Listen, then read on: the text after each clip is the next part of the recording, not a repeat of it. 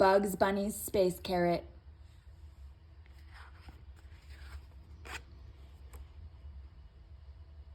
Bugs Bunny's Space Carrot by Seymour Reit.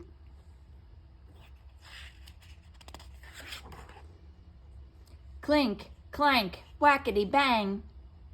Bugs Bunny was working hard behind his barn. He sawed, he hammered, he pounded. There were signs all over the yard warning people to stay away. Bugs's friend Elmer Fudd came along. He paid no attention to the signs. "Bugs," he shouted.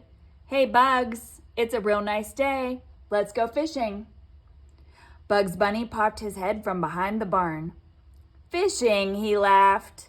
"That's kid stuff. I'm doing something much more important." "More important than fishing?" asked Elmer. "You bet," said Bugs. "I'm getting ready for a super type adventure. Not for sissies." His friend sighed. "Now what are you up to?" Bugs grinned. "Come take a look."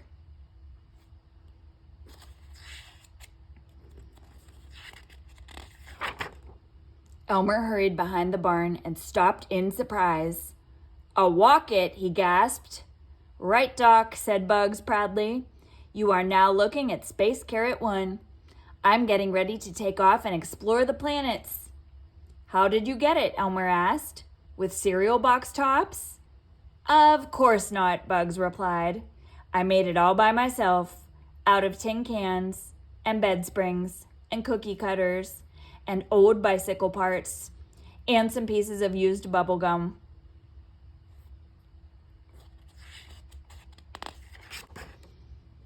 Elmer gazed up at the giant space carrot. "Pretty neat," he said, "but it'll never get off the ground. To fly a rocket, you need rocket fuel." Bugs grinned. "I made my own fuel. I mixed a big batch of peanut butter, spaghetti sauce, and hot mustard." Elmer walked away, shaking his head. "What a crazy wabbit. Are you sure you won't come fishing?" "No way," said Bugs. "I've got a very heavy date with a planet in outer space." After Elmer left, Bugs Bunny hurried into the house. He zipped himself quickly into his new jumpsuit. There was an empty goldfish bowl lying on the table. Bugs picked it up and plopped it over his head. "Now I look like a real spaceman," he said happily.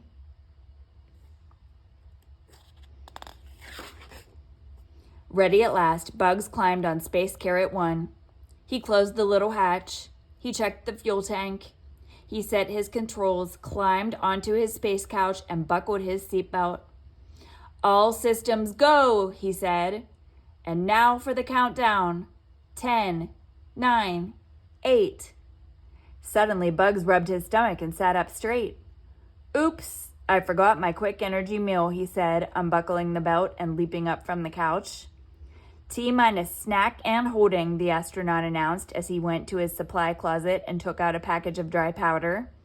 He squeezed some water on the powder and, right before his eyes, an appetizing treat took shape. "Whoever packed these supplies is a genius," he thought as he ate. Feeling better, Bugs belted himself onto the couch again and resumed counting. At the count of 0, Bugs pushed the start button on the fuel tank. Zoom! Space Carrot 1 blasted into the sky, frightening 2 cows, 5 birds, a family of ducks, and a small chipmunk named Albert J. Pennywhistle. "It's a liftoff!" shouted Bugs Bunny. "I'm on my way!" Bugs was very excited. He took off his helmet to mop his face. Just then, the rocket wobbled. A heavy hammer fell from a shelf.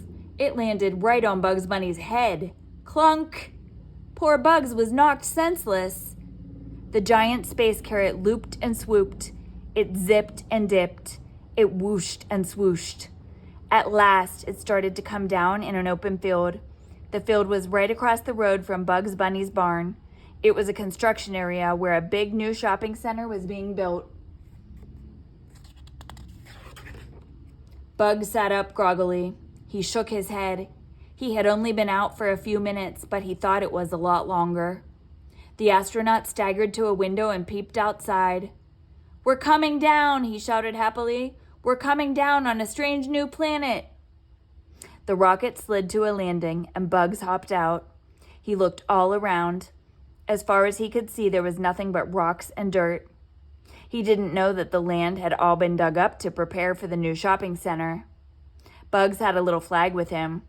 It was like the flag the astronauts had planted on the moon. Proudly, he stuck the flag in a mound of dirt. "I hereby name this planet Caratania," he announced.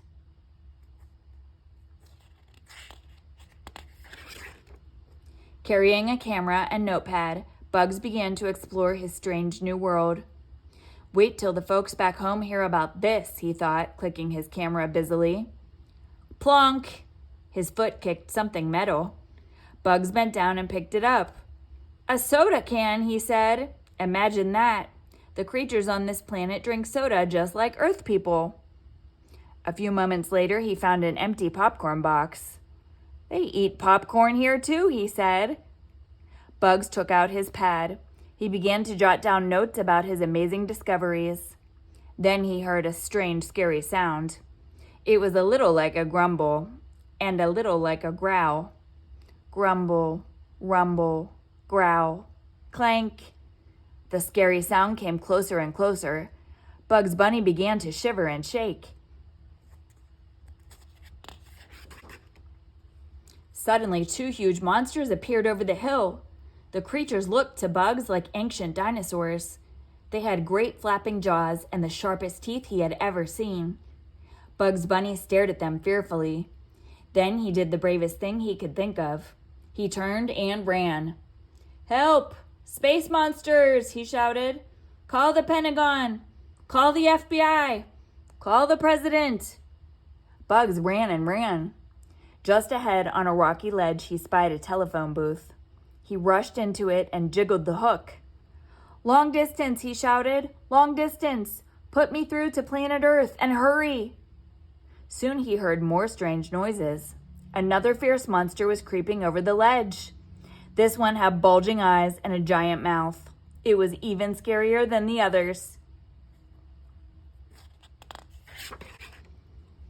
Bugs dropped the phone and raced back to the spaceship. All he wanted was to get home safe and sound. In a panic, he jumped on board. Quickly, he pushed the start button. Sputter, sputter, sput. "Oh no," he gasped. "I'm out of fuel. The tank is empty. What do I do now?" Bugs could hear the space monsters rumbling and growling outside. They were getting very close. Suddenly, he spied a big bottle of carrot juice on the shelf. He grabbed it and poured the carrot juice into the empty tank. Then he pushed the button again. And whoosh! The carrot juice worked. The rocket zoomed high into the sky, twisting and twirling. "Whew! That was a close one," Bugs gasped. Space Carrot 1 came down at last, and Bugs Bunny found himself right back in his very own yard. He climbed out wearily, glad to be home. Just then, Elmer Fudd came into the yard. Elmer was carrying a little flag. Bugs stared in surprise. It was the very same flag he had planted on the distant planet of Caratania. "Where did you get that?" he asked Elmer. "I found it just across the road," Elmer said, "where they're building the new shopping center." "The shopping center?" Slowly the truth dawned on poor Bugs Bunny. He hadn't found a new planet. He'd been just across the road all the time. "How was your space trip?" Elmer asked. Bugs felt very foolish. I can't talk about that," he said. "It's, top secret."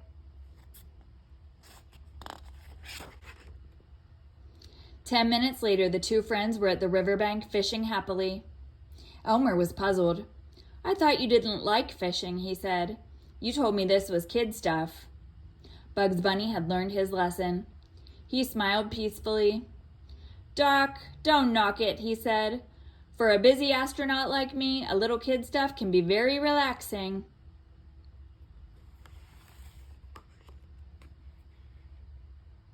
The end.